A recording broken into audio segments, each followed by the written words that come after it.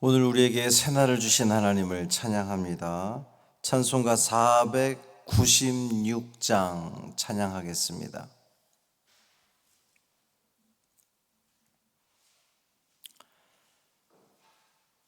찬송 496장.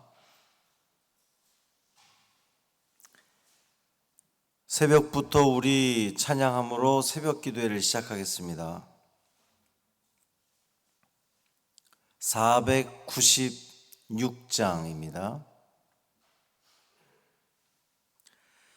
새벽부터 우리 사랑함으로써 저녁까지 씨를 뿌려봅시다.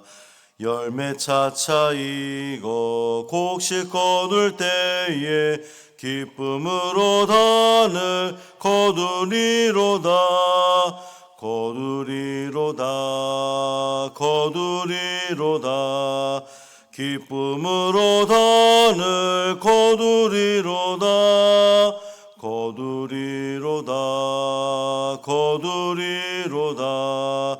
기쁨으로 단을 거두리로다. 비가 오는 것과 바람 부는 것을 겁을 내지 말고 뿌려봅시다. 이를 맞춰놓고 곡식 거둘 때에 기쁨으로 단을 거두리로다.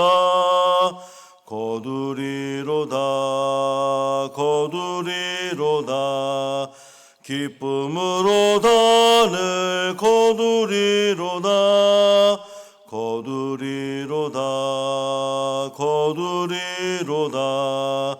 기쁨으로 단을 거두리로다. 씨를 뿌릴 때에 나지 아니할까 염려하며 심히 애탈지라도 나중 예수께서 칭찬하시니니 기쁨으로 단을 거두리로다.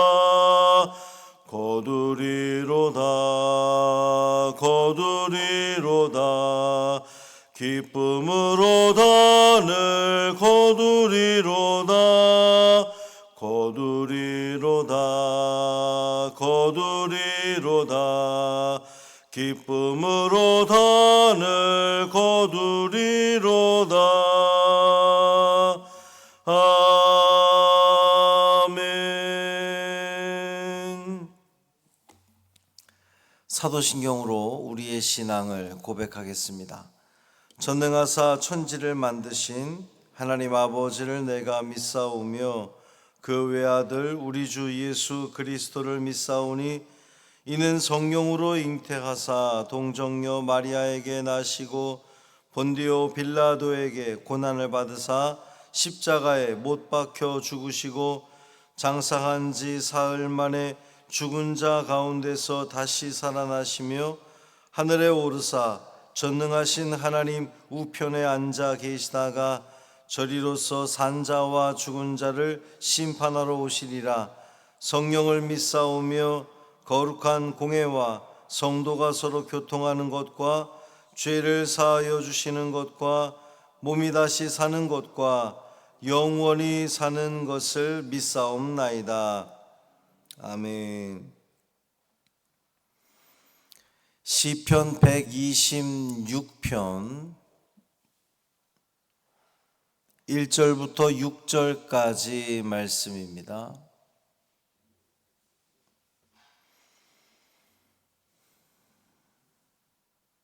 시편 126편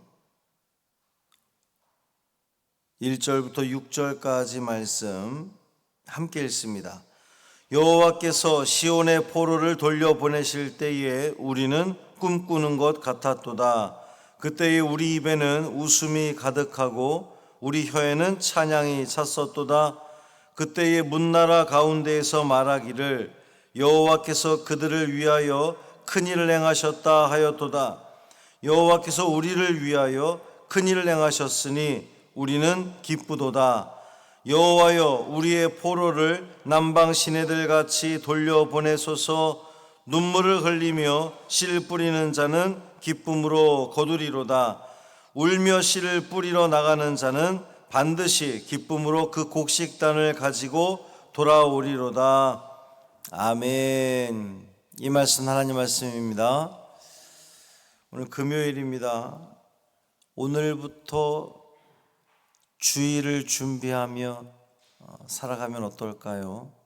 물론 우리 매일의 삶이 그러한 삶이 되어야 되겠지만, 특별히 금요일은 한 주를 마무리하는 날인데, 우리가 주일을 준비하는 마음으로 내가 주일에 주의 성전에 나와, 물론 이 새벽에 나오시는 분들은 매일 새벽 나오시지만 주일에 하나님을 더 기쁨 가운데에 맞이하기 위한 내가 준비를 하는 날이다, 이렇게 마음 먹고 하루를 살아낸다면 우리가 맞이하는 주일 예배 더 은혜로운 예배가 될 줄 믿습니다. 오늘 시는 1절에서 알 수 있듯 이스라엘이 포로에서 해방된 이후를 배경으로 하고 있습니다. 시인은 유다 백성이 약속의 땅으로 돌아온 때를 회상하면서 꿈꾸는 것 같았다, 이렇게 노래하고 있죠. 1절 보면 여호와께서 시온의 포로를 돌려보내실 때에 우리는 꿈꾸는 것 같았도다. 여러분, 삶을 살아가면서 이 꿈꾸는 것 같다라고 말할 정도의 순간이 얼마나 있었을까요? 너무 좋은 일이 있을 때에, 특히나 생각지도 못했던, 기대하지 못했던 일이 내 삶 가운데 발생을 하면, 이루어지면 야, 꿈만 같다, 꿈꾸는 것 같다, 우리 이렇게 이야기를 하지요. 이스라엘이 그랬습니다. 자기들의 불순종으로 인해서 바벨론의 포로로 끌려가게 되었습니다. 그 세월이 포로로 끌려간 지, 그러니까 나라가 멸망하고 많은 사람들이 포로로 끌려간 지 70년의 세월이 흐를 정도로 그들은 나라 잃은 그런 서름 가운데 살아갔습니다. 우리나라도 일제에 36년간 지배를 받은 적이 있는데, 우리가 그 시절을 직접 경험하지 못했다 할지라도 36년 동안 일본의 지배를 받았던 그 순간은 아주 치욕스럽고 고통스러웠고 절망적이었죠. 36년이 그러했는데 70년의 세월이라고 한다면 얼마나 고통스러웠을까. 하나님은 선지자들을 통해서 너희들이 지금 포로로 잡혀가지만 반드시 70년 후에는 돌아오게 해주겠다라고 하는 약속의 말씀이 선포되었어도 그들은 하루 이틀, 10년, 20년, 30년, 40년이 지나도록 아무런 그런 그 징조가 보이지 않았을 때에 얼마나 낙심되었겠습니까? 그런데 그 영원할 것만 같았던 바벨론 제국이 결국 바사, 페르시아에 무너지고, 그리고 자기들은 페르시아 고레스 왕의 선포에 의해서 고향 땅으로 돌아오게 된 겁니다. 정말 꿈만 같은 시간 아니겠습니까? 전혀 기대하지 못했던 일이 그들에게 벌어진 겁니다. 얼마나 감격스러웠겠어요. 그 고향으로 돌아오는 발걸음이 얼마나 감동적이었겠습니까? 근데 여기서 우리가 눈여겨볼 것은 이스라엘이 바벨론 포로에서 돌아올 수 있었던 직접적인 원인이 누구에게 있습니까? 누가 돌려보낸 거죠? 바사의 고레스 왕이 페르시아의 왕에 등극하면서 이스라엘을 돌려보낸 거거든요. 그런데 오늘 1절에서 시인은 이스라엘이 해방된 것은 하나님이 하신 일임을 분명히 하고 있습니다. 이게 중요하죠. 우리 삶 가운데 펼쳐지는 그 수많은 일들이 하나님의 섭리 가운데 이루어지는 일이다라고 하는 믿음의 고백, 그렇게 삶의 모든 순간을 하나님과 연관지어서 생각하는 습관, 이 습관이 얼마나 중요한지 모릅니다. 그 습관은 우리로 하여금 보다 더 하나님이 기뻐하시는 삶을 살아가도록 만들어 줄 겁니다. 포로에서 해방되었다? 하나님이 하신 일입니다. 대한민국이 일제로부터 해방되었다? 미국이 한 일입니까? 세계 열강들이 한 일일까요? 아닙니다. 하나님이 하신 일입니다. 여러분이 삶에 어떤 그 문제가 있어서 그 문제로 인해서 고통스러웠고 너무나 절망적이었는데 그 일로부터 벗어났습니까? 여러분의 재주 때문입니까? 여러분의 능력 때문입니까? 아니죠. 하나님께서 하신 일입니다. 하나님이 도우셨기 때문에, 하나님이 나를 사랑하셔서 나를 구원해 주시려고 그 고통 중에서 해방시켜 주신 겁니다. 이것이 얼마나 꿈만 같았던지 2절 이하에 보면 그때 우리 입에는 웃음이 가득하고 우리 혀에는 찬양이 찼었도다.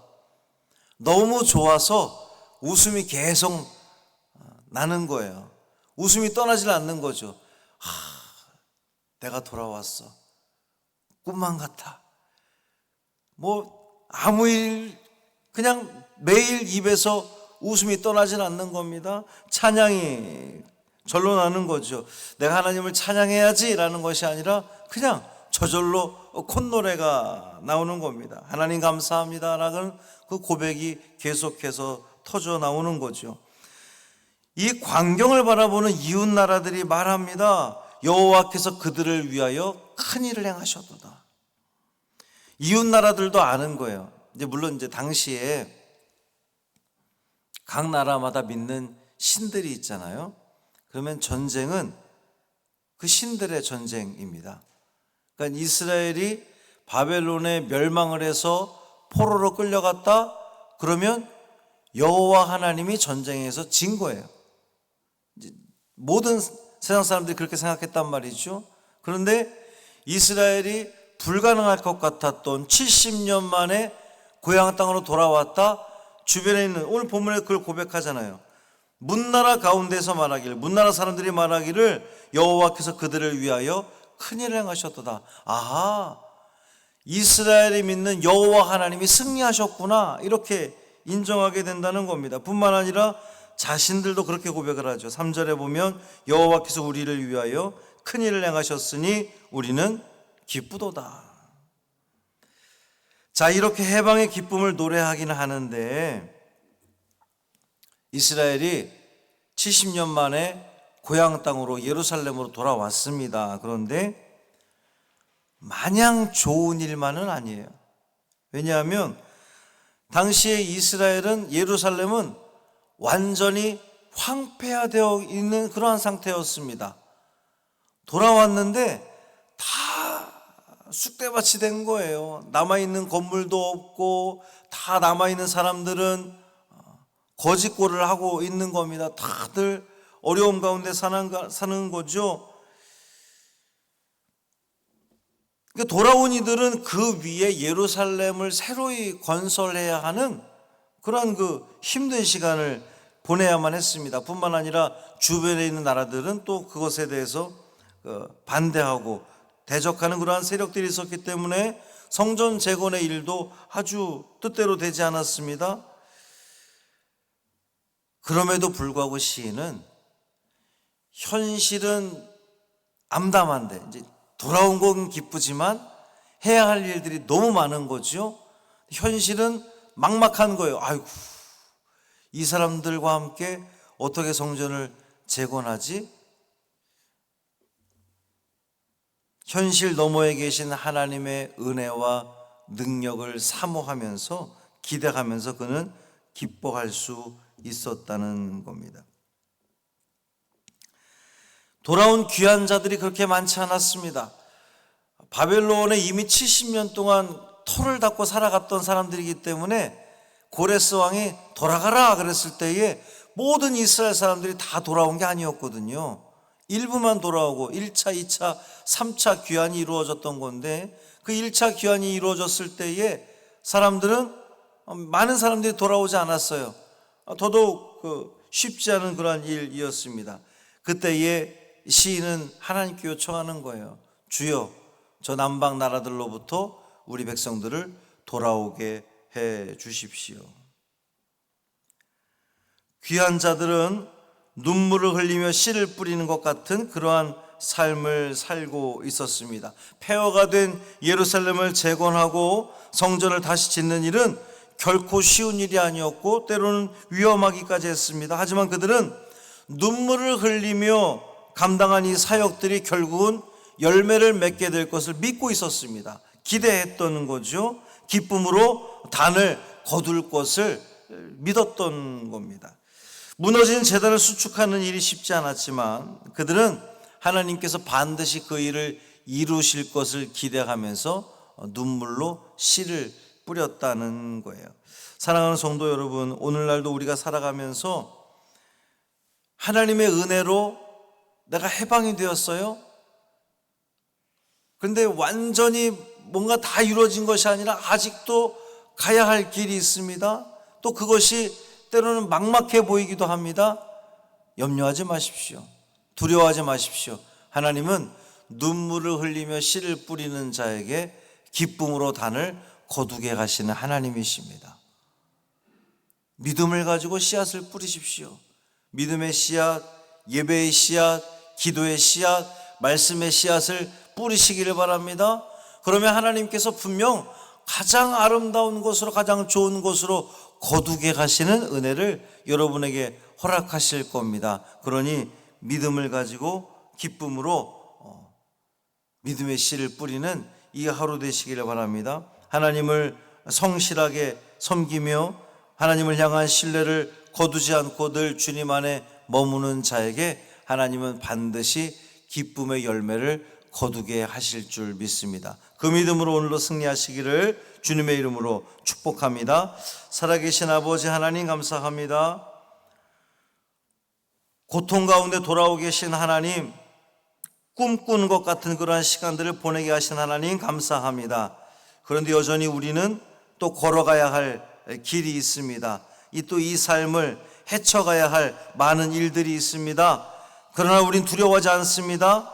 기쁨으로 단을 거두게 될 줄 믿습니다. 눈물을 흘리며 씨를 뿌리는 우리가 되게 하여 주옵소서. 복음의 씨를 뿌리고 기도의 씨를 뿌리고 말씀의 씨를 뿌리고 믿음의 씨를 뿌림으로 우리 삶 가운데에서 하나님께서 베풀어 주시는 그 모든 풍성한 은혜를 다 누리게 될 줄 믿습니다 라는 그 믿음의 고백 가운데에 오늘도 기쁨으로 살아가게 하여 주옵소서. 내 눈앞에 당장 있는 문제를 바라보면 우리는 좀 실망스럽습니다.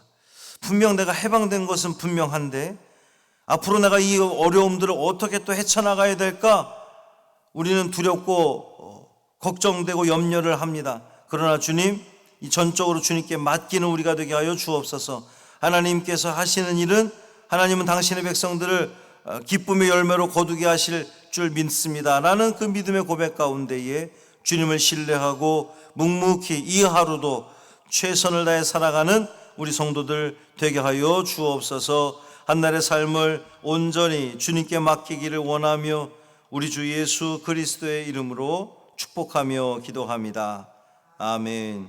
하늘에 계신 우리 아버지여, 이름이 거룩히 여김을 받으시오며 나라가 임하시오며 뜻이 하늘에서 이루어진 것 같이 땅에서도 이루어지이다.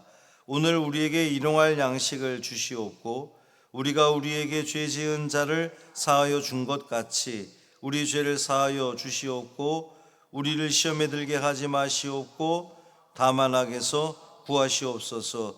나라와 권세와 영광이 아버지께 영원히 싸움나이다.